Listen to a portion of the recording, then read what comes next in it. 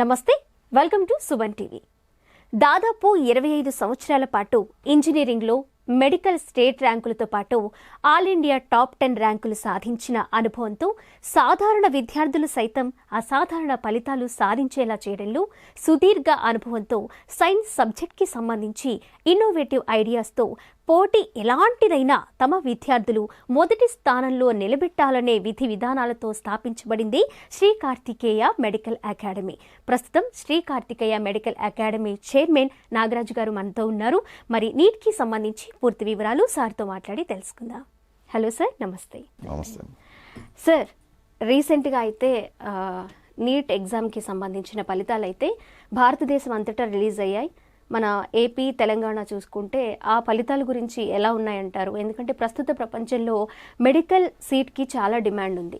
పేరెంట్స్లో అలాగే స్టూడెంట్స్లో కూడా కొన్ని డౌట్స్ కూడా ఉన్నాయి. ముందు మనం ఫలితాల విషయానికి వస్తే అవి ఎలా ఉన్నాయంటారు తెలంగాణకు సంబంధించి అలాగే ఏపీకి సంబంధించి? తప్పకుండానమ్మా చెప్తాను. భారతదేశంలో ఉన్నటువంటి మొదటగా ఎయిమ్స్ కాలేజెస్, అలాగే 2 జిప్మర్ కాలేజీలు, గవర్నమెంట్ కాలేజీలు, యూనివర్సిటీ కాలేజెస్, అలాగే ఎయిడెడ్ కాలేజెస్, అలాగే ప్రైవేట్ కాలేజెస్ కలిపి 650 వరకు ఉన్నాయి. ఈ 650 కాలేజెస్లో మొత్తం సీట్లు 1,04,000 వరకు ఉన్నాయి. సో వీటి కోసం పోటీ పడే విద్యార్థుల సంఖ్య ప్రతి 20 మందిలో ఒకళ్ళకి ఎంబీబీఎస్ సీట్ వస్తుంది. సో అలా చూసుకుంటే 2023లో 21 లక్ష మంది వరకు రిజిస్టర్ చేసుకుంటే 20,50,000 మంది వరకు నీట్ ఎగ్జామ్ రాయటం జరిగింది. వారి నుంచి 11,45,000 మంది క్వాలిఫై అయినట్టుగా మనకి ఫలితాలు వెలువడ్డాయి.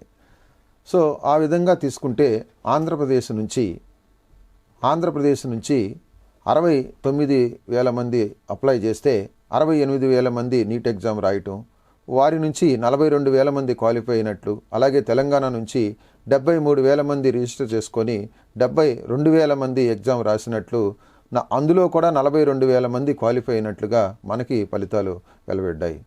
సో ఈ విధంగా చూసుకుంటే ఆంధ్ర, తెలంగాణ నుంచి భారతదేశంలో ఉన్నటువంటి ఫలితాలను కనుక గమనిస్తే ఈ విద్యా సంవత్సరం చాలా తక్కువగా వచ్చినాయని మనం గమనించవచ్చు. ఎందుకంటే 1,40,000 మంది పిల్లలు రాస్తే దాంట్లో 84,000 మంది క్వాలిఫై అయినట్లు మనకు ఫలితాలు వచ్చాయి. సో 50 లోపు గనక మనం ఈ ర్యాంకులు గనక గమనించినట్లయితే ఆంధ్రప్రదేశ్లో ఓబీసీలో ఫస్ట్ ర్యాంకు, 25వ ర్యాంకు, 38వ ర్యాంకు, అలాగే 40వ ర్యాంకు, 45వ ర్యాంకు వచ్చినట్లుగా ఫలితాలు చూసాం.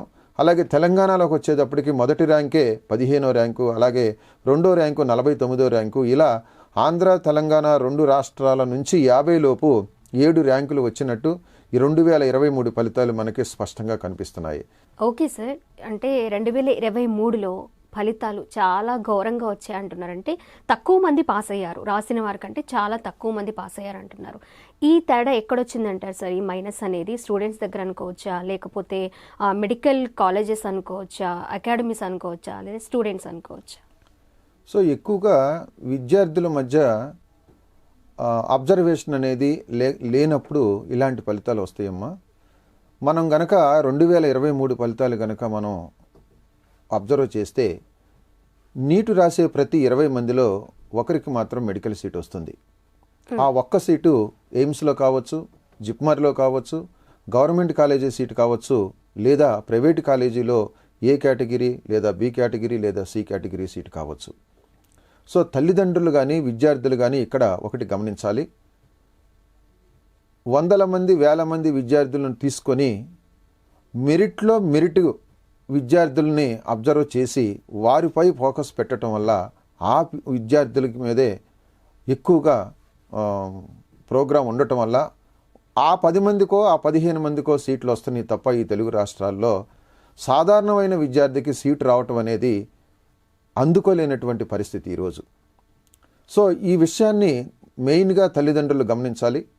ఎందుకంటే ఈ న్యూమరికల్స్ అనేవి 9th క్లాస్ నుంచే గనక స్టూడెంట్ నేర్చుకోగలిగితే డెఫినెట్గా 10th క్లాసు +1 +2లో ఈ న్యూమరికల్స్ మీద 100% పట్టు సాధించడంతో ఈ పోటీ ఎంతున్నా సరే ఈ ఇంటర్మీడియట్ తర్వాత నీట్లో సీటు సాధించడం అనేది చాలా సులువవుతుంది.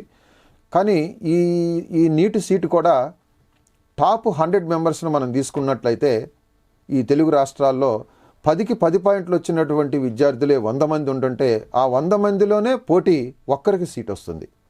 అంటే ఇంత కాంపిటీషన్ ఉన్న ఇటువంటి ఎగ్జాము మరి బిలో 9 పాయింట్స్ ఉన్నటువంటి విద్యార్థి పరిస్థితి చాలా ఘోరంగా ఉంటుంది.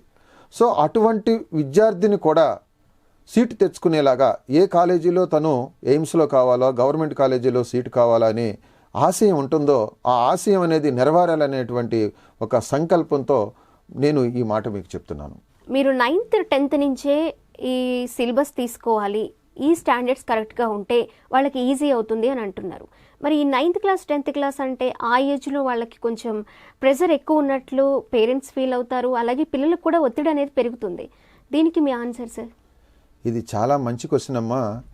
ఈనాడు తల్లిదండ్రులు విద్యార్థులు అర్థం కానటువంటి విషయం, దీంతో అర్థం కాక భయపడుతున్నటువంటి సిచ్యువేషన్స్ చాలా విషయాల్లో ఉండి చాలా విషయాలు మనం అబ్జర్వ్ చేస్తున్నాం ఈనాడు సొసైటీలో. కానీ ఇక్కడ ఇంటర్మీడియట్ సిలబస్ అంటేనే అప్లికేషన్స్. సో ఈ అప్లికేషన్స్ అనేవి లోయర్ క్లాస్ నుంచి స్టార్ట్ అవుతాయి. ఎప్పుడైతే స్టూడెంటు 9th క్లాస్లో ఉన్నటువంటి సిలబస్లో ఉన్న థియరీ నుండి అక్కడ న్యూమరికల్స్ని పర్ఫెక్ట్గా నేర్చుకుంటూ, అలాగే 10th క్లాస్లో ఉన్న సిలబస్లో నుండి ఆ థియరీలో ఉన్నటువంటి న్యూమరికల్స్ని కనుక పర్ఫెక్ట్గా నేర్చుకోగలిగితే ఇంటర్మీడియట్ అనేది చాలా ఈజీ అయిపోతుంది. సో ఈ విషయం అనేది తెలియక ఇప్పుడు ఇవాళ కొన్ని కార్పొరేట్ స్కూల్సే చేస్తున్నాయి. ఇంటర్మీడియట్ని డైరెక్ట్ ఐఐటి కానీ నీట్కి కానీ సంబంధించిన సిలబస్ని తీసుకెళ్ళి వాళ్ళ మీద ప్రెజర్ ఇచ్చి ఆ విధంగా చేయటం వల్ల కూడా విద్యార్థులు చదివే స్టూడెంట్ కూడా చదవలేని పరిస్థితిలో ఈనాడు చాలా భయంకరమైనటువంటి సన్నివేశాలు మనం చూస్తున్నాం. కాబట్టి అది కరెక్ట్ కాదు. ఈనాడు విద్యా వ్యవస్థలోనే ఆ పాయింట్ కరెక్ట్ కాదు. నేనేం చెప్తున్నానంటే ఏదైతే 9th క్లాస్లో సిలబస్ ఉందో ఆ సిలబస్లో ఉన్నటువంటి న్యూమరికల్స్ని 100% అక్కడ నేర్పాలి స్టూడెంట్కి. అలాగే 10th క్లాస్లో ఏ సిలబస్ అయితే ఉందో ఆ థియరీ నుండి న్యూమరికల్స్ని అక్కడ 100% నేర్పాలి. ఇవి రెండు పర్ఫెక్ట్గా స్టూడెంట్ ఉంటే ఇంటర్మీడియట్ అనేది చాలా ఈజీగా సులువుగా చాలా ఉత్సాహంతో చదవగలుగుతాడు, ఎంత పోటీ ఉన్నా తట్టుకోగలుగుతాడు అనేది ఈ విషయంలో మీకు నేను తెలియజేస్తున్నాను. ఓకే సార్, ఎందుకంటే డాక్టర్ అనగానే మెడికల్ సీట్ అనగానే 24 అవర్స్లో 20 అవర్స్ 18 అవర్స్ చదువుతూనే ఉండాలి అనే ఒక భావన అయితే ఉంది. అది దాన్ని మనం 9th క్లాస్ 10th క్లాస్ అనేసరికి ఇప్పుడు మీరు చెప్పినంత క్లియర్గా అందరూ తెలుసుకోలేరు కదా సార్. ఇప్పుడు మీరు చెప్పారు కాబట్టి అలా ఉన్న స్టూడెంట్స్కి కానివ్వండి పేరెంట్స్కి కానివ్వండి కొంచెం క్లారిఫికేషన్ వస్తుంది ఈ డౌట్తో.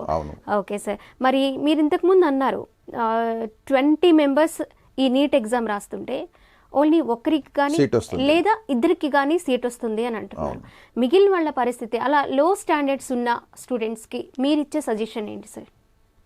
మెయిన్గానమ్మా లో స్టాండర్డ్ విద్యార్థులు అంటే ఇప్పుడు ఏ విద్యా సంస్థ అయినా 100 బ్రాంచీలు, సెక్షన్లో 100 మంది పిల్లలు, అలాగే 1000 మంది విద్యార్థుల్ని తీసుకొని మెరిట్ పిల్లల్ని ఏరుకోవటం, దీన్ని ఏమంటారంటే ప్రతి 3 నెలలకు ఒక ఎగ్జామ్ కండక్ట్ చేయటం, ఆ పిల్లల్లో నుంచి మెరిట్ని తీయటం, ఆ మెరిట్ని మరొక 3 నెలలు చదివించటం, వాళ్ళ నుంచి ఒక మెరిట్ని తీయటం, అలా 10 మందిని ఒక్కొక్క సిటీకి తీసుకొని వారి మీద ఫోకస్ పెట్టడం, వాళ్ళకి వరకే మంచి లెక్చరర్స్ని కానీ మంచి ప్రోగ్రామ్ కానీ మంచి క్వశ్చన్ పేపర్ కానీ ఇచ్చి చదివించటం అనేదే ఈనాడు జరుగుతున్నటువంటి విద్యా వ్యవస్థ.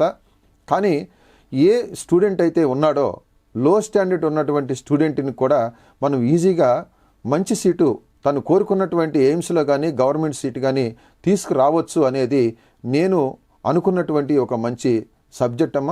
ఆ సబ్జెక్ట్ మీదే శ్రీ కార్తికేయ విద్యా సంస్థని స్థాపించడం జరిగింది. ఓకే సార్, ఏంటి sir Sri Karthikeya medical academy speciality ఏంటి? ఇప్పుడు మీరు తక్కువ స్టాండర్డ్స్ ఉన్న స్టూడెంట్స్ని కూడా మెడికల్ విద్యార్థిగా తీర్చిదిద్దుతామని అంటున్నారు. పేరెంట్స్కి మీరిచ్చే అష్యూరెన్స్ ఏంటి? ఇక్కడ మెయిన్గా ఈనాడు ఉన్నటువంటి భారతదేశం మొత్తం మీద నానో టెక్నాలజీ అనేది ఏ మనిషి అయినా సరే ఒక సెకండ్లో ఏ విషయాన్నైనా సరే తెలుసుకోగలుగుతున్నాడు. సో ఇంత ఫాస్ట్ కల్చర్లో ఇప్పుడున్నటువంటి జనరేషన్, ఇప్పుడున్నటువంటి విద్యార్థుల యొక్క మేధస్ కూడా ఏ ఒక్కరికి అంతు చెక్కనటువంటి విషయం. సో ఈ రెండు నేను అబ్జర్వ్ చేసి ఈ నానో టెక్నాలజీతో ఉన్నటువంటి ఈ సైంటిఫిక్ అప్రోచ్ని స్టూడెంట్ యొక్క మేధస్సు గనక లింకప్ చేస్తే సాధారణమైన విద్యార్థినికి కూడా మంచి ఫలితాలు ఇవ్వచ్చు అనే దాని మీద నేను కొంత ప్రయోగం చేసి కొంతమంది విద్యార్థులను తీసుకొని వాళ్ళకి రిజల్ట్ ఇవ్వటం, ఆ ఫలితాలు ఆధారంగానే ఒక ధైర్యంగా నేను ఈ విద్యా సంస్థని స్థాపించడం జరిగింది. సార్, ఇన్ని లక్షల మంది పోటీ పడుతున్న తరుణంలో మీరు స్టూడెంట్స్కి గ్యారంటీ ఇచ్చేస్తున్నారు. ఏ కాలేజ్ అయినా, ఎక్కడ మెడికల్ సీట్ కావాలన్నా, గవర్నమెంట్ కాలేజ్ ఆర్ ప్రైవేట్ కాలేజ్లో కావాలన్నా, ఎక్కడ కావాలన్నా చాయిస్ ఈజ్ యువర్స్ అంటున్నారు. ఏంటి సార్ అసలు శ్రీ కార్తికేయ అకాడమీ ప్రత్యేకత ఏంటి? ఇండియన్ అకాడమిక్ సినారియాలో 25 సంవత్సరాల పాటు అకాడమిక్ సంబంధించిన నాలెడ్జి నాకు ఉంది. అలాగే ఆల్ ఇండియా లెవెల్లో కానీ, స్టేట్ లెవెల్లో కానీ, అటు ఐఐటీలో కానీ, ఇటు మెడికల్ సైడ్ కానీ టాప్ 10 ర్యాంకులు సాధించినటువంటి అనుభవంతో నేడు ఉన్నటువంటి ఈ విద్యార్థుల యొక్క మేధస్సు అనుసంధానం చేస్తూ ఈ టెక్నాలజీతో ఏ విధంగా ఒక సాధారణమైన విద్యార్థి కూడా టాప్ లెవెల్లో ర్యాంకు సాధించాలి అని ఒక నానో అనేటువంటి ఒక కరికులంని డిజైన్ చేయడం జరిగింది. నానో అంటే న్యూమరికల్ అథెంటిక్ న్యూరో ఓరియంటేషన్. అంటే ఇక్కడ ఏంటంటే స్టూడెంట్కి కావలసినటువంటి సబ్జెక్టు మీద అవగాహన 100% నేర్చుకునేలాగా ఉంటుంది. అంటే ఏదైనా మనం ఒక పని చేయాలంటే దానికి కొంత ఇన్ఫర్మేషను, అలాగే ప్లానింగు, అలాగే ప్రిపరేషను ఏ విధంగా డీటెయిల్డ్గా మనం సెలెక్ట్ చేసుకొని వర్క్ చేస్తామో ఆ పని ఎప్పుడు కూడా విజయమే. సో ఈనాడు ఇంటర్మీడియట్ విద్యార్థులకి ఆ అవగాహన కానీ, ఆ అబ్జర్వేషన్ కానీ లేకపోవటం వల్ల ఈ బిలో 90% ఉన్నటువంటి విద్యార్థులు సాధించలేని పరిస్థితుల్లో అఘోరమైనటువంటి స్థితిలో వాళ్ళు భయపడిపోతున్నారు. సో ఇదంతా దృష్టిలో పెట్టుకొని ఈ నానో కరికులంతో శ్రీ కార్తికేయ విద్యా సంస్థ భారతదేశంలోనే నూతనంగా ఉంది అని నేను చెప్పగలను. ఓకే, ఆ నానో కరికులం ద్వారా స్టూడెంట్స్కి ఒత్తిడి లేకుండా స్టార్టింగ్ నుంచి వాళ్ళు సీట్ సాధించేంత వరకు మీరు కృషి చేస్తా అంటారు. అవును. Okay sir. అలాగే ఈ నానో కరికులంతో పాటు నేను తీసుకునేది కూడా లిమిటెడ్ విద్యార్థులనే. ఎందుకంటే 100 మందిని తీసుకొని 10 మందిని సెలెక్ట్ చేసుకొని ఒకళ్ళకో ఇద్దరికో సీట్ ఇచ్చే కంటే 24 మందిని తీసుకొని 24 మందికి కూడా ఎయిమ్స్లో సీటు కావాలా, గవర్నమెంట్లో సీటు కావాలనేది ప్రతి ఒక్కరిపై ఫోకస్ పెట్టి వాళ్ళు కోరుకున్నట్టు కాలేజీలో సీట్ ఇవ్వాలనే సంకల్పం ఒకటి. అలాగే మన సంస్థలో శ్రీ కార్తికేయ విద్యా సంస్థలో చేసేటువంటి అధ్యాపకులు కూడా అబో 40 సంవత్సరాల అనుభవం ఉండి ఆల్ ఇండియా లెవెల్లో సాధారణమైన విద్యార్థుల చేత ఆల్ ఇండియా టాప్ ర్యాంకులు సాధించినటువంటి అనుభవం ఉన్నటువంటి అధ్యాపకులు కూడా శ్రీ కార్తికేయలో ఉన్నారు. ఎన్సీఆర్టీ 100% టెక్స్ట్ బుక్స్ని ఫాలోఅప్ చేస్తూ బయాలజీతో సమానంగా ఫిజిక్స్ మరియు కెమిస్ట్రీ సబ్జెక్టుల్లో కూడా థరో చేసేటువంటి ప్రక్రియ శ్రీ కార్తికేయ నానో అకాడమీ. విద్యార్థి యొక్క మేధస్సును ఇన్నోవేటివ్గా ఆయా సబ్జెక్టులో ఇన్వాల్వ్ చేస్తూ 720కి 720 మార్కులు తెచ్చుకునేటువంటి అకాడమిక్ కరికులంతో శ్రీ కార్తికేయ అకాడమీ ముందుకు పోతుంది. సార్, మీరు అన్నారు 25 మెంబర్స్ స్టూడెంట్స్ని తీసుకోవడం, ఎక్కువ మందిని తీసుకోవడం వల్ల కాన్సన్ట్రేషన్ అందరి మీద చేయలేకపోతారు, వాళ్ళల్లో సెలెక్టెడ్గా కొంతమందికి మాత్రమే ఈ సీట్ వచ్చే ఛాన్సెస్ ఉంటాయని అన్నారు. ఒక అకాడమీలో ఒక టైంలో ఎగ్జామ్ టైంకి ఒక స్టూడెంట్స్ని రెడీ చేయాలంటే అకాడమీలో ఎంతమంది స్టూడెంట్స్, ఎంత స్ట్రెంత్ ఉండాలి సార్ స్టూడెంట్స్? అంటేనమ్మా ఇక్కడ లెక్చరర్స్ చేసేది కాదు, లేకపోతే ఒక ప్రిన్సిపాల్ చేసేది కాదు. ఇది ఏంటంటే ఒక విద్యా సంస్థని నెలకొల్పేటువంటి అధినేత ఎవరైనా సరే వాళ్ళకు ఒక విజన్ ఉంటుంది. సో ఆ పర్సన్ గనక ఫోకస్ పెట్టి నిరంతరం గనక పర్యవేక్షణ చేయగలిగేటువంటి స్ట్రెంగ్త్ అనేది మినిమం 25 లేదా 50 మంది, మ్యాక్సిమం 100 మెంబర్స్తో సాధ్యపడుతుంది. కానీ 100 మందిని 1000 మందిని తీసుకొని బ్రాంచ్లు పెట్టడం వల్ల కనీసం ఆ లాంగ్ టర్మ్ 1 year కానీ లేదా ఇంటర్మీడియట్ 2 సంవత్సరాల్లో కానీ పేరు కూడా తెలియకుండా పూర్తి చేసుకొని బయటకు వచ్చేటువంటి సిచ్యువేషన్ ఈరోజు మనం చూస్తున్నాం. దానివల్ల అది సాధ్యపడదు అనేది మనకి క్లియర్గా అర్థమవుతుంది.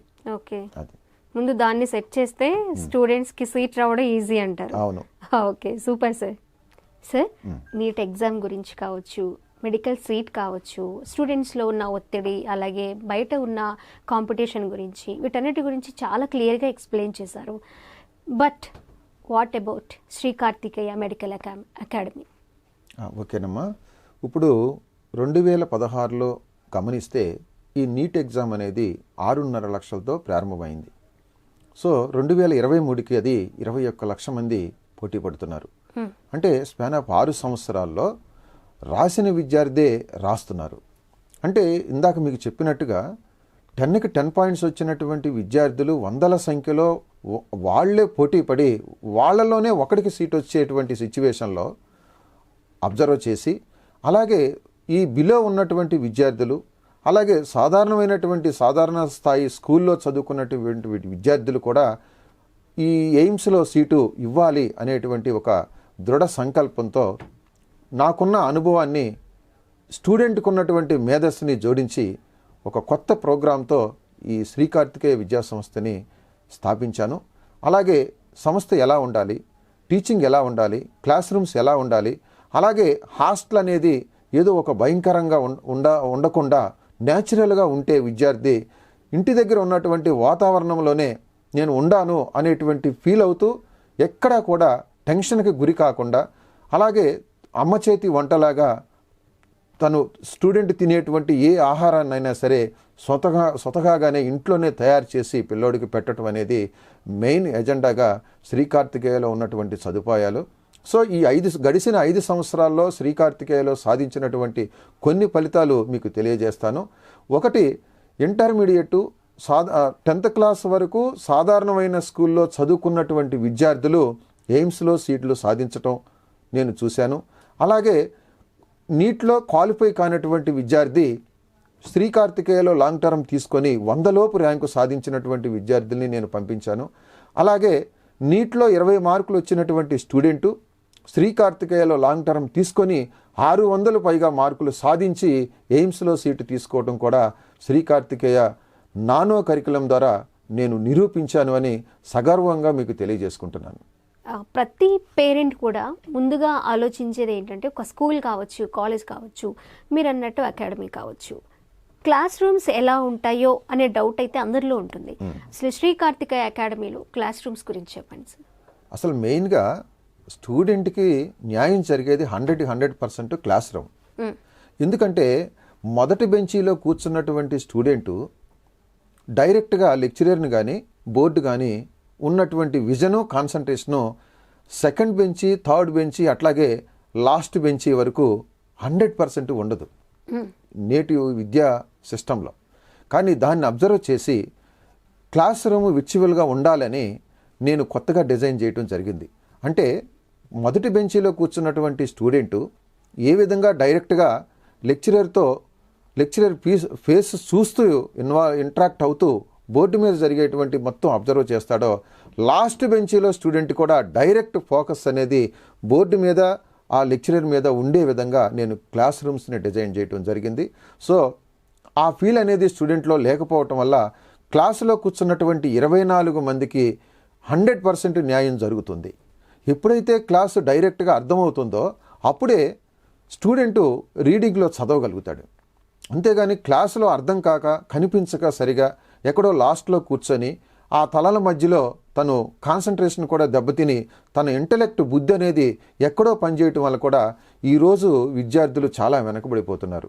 సో అది కూడా గమనించి మన క్లాస్ రూమ్ డిజైన్ కూడా సపరేట్గా ఉండాలనే దాని మీద కట్టడం జరిగింది. Super sir. క్లాస్ రూమ్స్ అయితే చాలా అద్భుతంగా డిజైన్ చేశారు. ప్రతి పేరెంట్స్ అండ్ మీన్స్ ముఖ్యంగా అమ్మ ఒక హాస్టల్ అంటే చుట్టాలింటికి వెళ్ళేటప్పుడే ఏం తింటారు, టైంకి ఎలా ఉంటారు, అసలు తింటున్నారో లేదో అని ఆలోచిస్తే ఎక్కువ రోజులు వచ్చేసాయని చెప్తూ ఉంటారు కామన్గా మనం చూస్తే. హాస్టల్ అనేసరికి భయపడిపోయేది ముందుగా అమ్మే. ఫుడ్ విషయంలో ఎక్కువ ఆలోచిస్తారు. ఎలా ఉంటుందో ఫుడ్, బాబుకి సరిపోతుందో లేదో, పాపకి సరిపోతుందో లేదో, అక్కడ ఫుడ్ ఎలా ఉంటాయి, టేస్ట్ ఎలా ఉంటుందో, దాని గురించి ఎలా ఉంది సార్ ఫుడ్ విషయంలో? ఇక్కడమ్మా మనం తీసుకునేటువంటి సంఖ్య లిమిటెడ్ కాబట్టి హాస్టల్లో కూడా చాలా ఫ్రీగా, హోమ్లీగా, ఇంట్లో ఉన్నట్టుగానే ఆ విద్యార్థులు, రూమ్కి ఉన్నటువంటి 2-3 విద్యార్థులు చాలా ఫ్రెండ్లీగా, న్యాచురల్గా ఉంటారు. అలాగే ఫుడ్ విషయానికి వస్తే ఎలా అయితే ఇంటి దగ్గర కావాలని విద్యార్థులు అడిగి అమ్మ చేత వండించుకొని తింటారో ఆ విధంగానే విద్యార్థులకి ఏది కావాలో, ఏ రోజు ఏ పూట ఏది కావాలో అడిగి మెనూ తయారు చేసి తృప్తిగా విద్యార్థులను ఉంచాలి. అప్పుడే మనం అనుకున్నటువంటిది వాళ్ళు ఆశయం అనేది నెరవేరుతుందనేటువంటి ఒక మంచి సంకల్పంతో ఈ హాస్టల్ కానీ అలాగే ఈ యొక్క ఫుడ్ విషయంలో కానీ చక్కటి టైం టేబుల్ న్యాచురల్గా ఉంటుంది.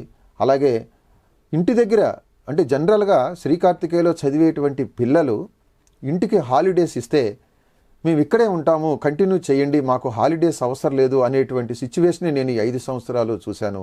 అంటే మెయిన్గా ఈ అట్మాస్ఫియర్ చాలా బాగుంది అని. సో తల్లిదండ్రులు కూడా రెగ్యులర్గా ఫోన్ చేసేటువంటి తల్లిదండ్రులు కూడా అసలు ఫోను అవసరం లేదండి, మాకంటే బాగా మీరే చూసుకుంటున్నారు, ఇది చాలా హ్యాపీ, మేము మా పిల్లలు చాలా హ్యాపీగా ఉన్నారని ఈ మాటలన్నీ ఏంటంటే చాలా ఆనందం వేస్తుంది నాకు. ఈ విద్యా సంస్థలో చాలా హ్యాపీగా నేను కూడా ఉన్నాను. సార్ 9th క్లాస్ నుంచే స్టార్ట్ చేస్తామని అంటున్నారు కదా, అది ఏ ఇయర్ నుంచి స్టార్ట్ అవుతుంది సార్? అలాగే ఇప్పుడు కొంతమంది స్టూడెంట్స్ని 24 మెంబర్స్ని తీసుకుంటామని అంటున్నారు, వాళ్ళకి అడ్మిషన్స్ ఎప్పటి నుంచి స్టార్ట్ అవుతాయి? 9th క్లాస్ అనేది 2024 నుంచి అకాడమిక్ ఇయర్ నుంచి స్టార్ట్ చేయాలని ప్రోగ్రామ్ కూడా డిజైన్ చేశాను. అలాగే ఈ సెలక్షన్స్ అనేవి డైరెక్ట్గా పిల్లల్ని తీసుకొని తల్లిదండ్రులు క్యాంపస్కి వస్తే ఆ తీసుకునేటువంటి 24 మంది పిల్లలు వాళ్ళ బ్యాక్గ్రౌండ్ ఎలా ఉందనేది ఒకసారి అబ్జర్వ్ చేసి, అంటే ఇక్కడ మెరిట్ ప్రాతిపదికనంటే నేనేదో టెస్టులు పెట్టి ఈ మిగిలిన విద్యా సంస్థల్లాగా టాప్ పిల్లల్ని తీసుకొని వాళ్ళకి ర్యాంకులు సాధించేది కాదు శ్రీకార్తికేయ. నేను మీకు ముందే తెలియచేశాను. ఎలాంటి స్టూడెంట్ వచ్చినా అంటే 20 మార్కులు వచ్చినటువంటి సాధారణమైన స్టూడెంట్తో నీట్లో 600 మార్కులు పైన సాధించిన ప్రూఫ్ కూడా మీకు నేను నిరూపించాను. అలాగే ఆ ఫస్ట్ వచ్చేటువంటి ఆ 24 మంది పిల్లలు ఎవరైతే ఉంటారో వాళ్ళని సెలెక్ట్ చేసేయటం జరుగుతుంది 9th క్లాస్లో. అలాగే జూనియర్ ఇంటర్లో కూడా 24 మంది పిల్లల్ని సెలెక్ట్ చేయడం జరుగుతుంది. సో ఈ అడ్మిషన్ ప్రక్రియ అనేది 2023 డిసెంబర్లో నేను తీసుకుంటానమ్మా. ఈ లోపల విద్యార్థులు తమ పిల్లల్ని తీసుకొని డైరెక్ట్గా క్యాంపస్కి వచ్చి వాళ్ళ యొక్క పరిస్థితి ఎలా ఉందనేది తెలుసుకోమని మీ ద్వారా తెలియజేస్తున్నాను. ఓకే, ఈ బ్యాచ్ స్టార్ట్ అయ్యేది ఎప్పుడు sir? 2024-2025 academic year. Okay, 9th class. 9th class అని. Okay sir. సరే, ఈ సందర్భంగా స్టూడెంట్స్కి కావచ్చు అలాగే పేరెంట్స్కి కావచ్చు మీరేమైనా చెప్పాలనుకుంటున్నారా? తల్లిదండ్రులకి చెప్పేది చాలా బలమైనటువంటి మాట. మీ బిడ్డకు ఎయిమ్స్లో సీటు కావాలా లేదా గవర్నమెంట్లో సీటు కావాలా డైరెక్ట్గా అడగమని కోరుకుంటున్నాను. అలాగే విద్యార్థులు ఫిజిక్స్ కెమిస్ట్రీ అంటే చాలా భయపడిపోతున్నారు. ఆ భయంతోనే ఈ 2 సబ్జెక్టులు నెగ్లెక్ట్ చేసి నీట్లో ర్యాంకును కోల్పోతున్నారు. సో ఆ 2 సబ్జెక్టులు అనేవి బయాలజీతో సమానంగా తయారు చేసేటువంటి ప్రక్రియే ఈ నానో కరికులం.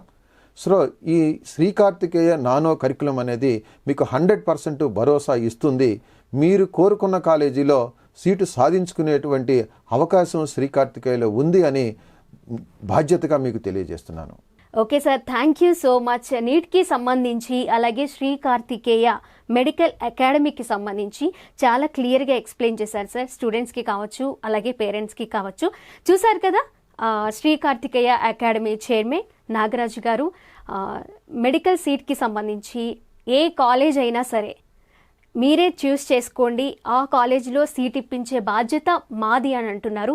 పేరెంట్స్ భయపడకుండా స్టూడెంట్స్ని అకాడమీలో జాయిన్ చేయండి, అలాగే డాక్టర్ని చేయాలని మీరు సంకల్పించండి, మేము అష్యూరెన్స్ ఇస్తామని గ్యారంటీ ఇస్తున్నారు. మరి నాగరాజు గారితో మాట్లాడాలన్నా ఫోన్ నంబర్ స్క్రోల్ అవుతూ ఉంటుంది, అలాగే డైరెక్ట్గా అకాడమీకి వెళ్ళి పూర్తి డీటెయిల్స్ తెలుసుకోవచ్చు. Thanks for watching Suman TV.